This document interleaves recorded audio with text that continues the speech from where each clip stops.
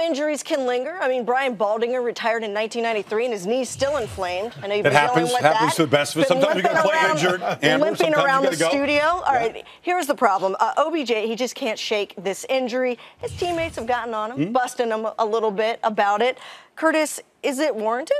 Well, I would say yes. When you look at, first of all, playing wide receiver, you're going to have those little tweaks in your legs, and you don't want to take chances, especially at this point in the season. You know, you want to be able to be 100% when the season started. I remember when I was playing for the Chargers in my first season, 2 days before training camp, I pulled my hamstring. And because it was my first season, I wanted to prove a point to the team that I was worthy of that contract. Well, that hamstring injury lingered all the way until week 8, and I wasn't able to be 100% until that point. So when you're dealing with injuries like this, you have to be very careful with it. And then, of course, in the locker room, we're going to give you a little push here and there about missing practice. But at the end of the day, these guys know Odell Beckham. He's one of the top players, especially top receivers in the league, and they're going to need him on opening day. And he's only 22 years old, and he made a comment to ESPN that he doesn't love hearing the ribbing. And so next thing you know, reporters are saying, there's a problem with him and his teammates, which his teammates are saying it's not really true.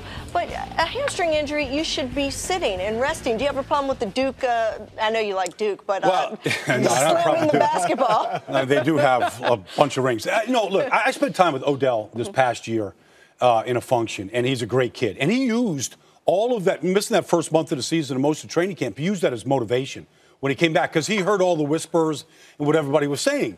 But he's got to get this situation corrected because when you're on the sideline and you're not playing, there's no worse feeling as a player, Curtis, than not being able to participate. Doesn't matter what you've accomplished because he doesn't really feel like he's done anything yet.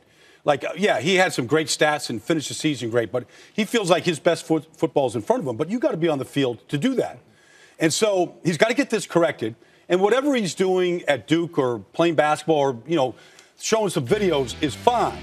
But really, I mean, when you aren't participating in the OTAs, the mini camps, that's an issue right now. Especially going into his second year now, you know, he wants to be out on the field more than anybody. Very difficult to deal with those lingering injuries.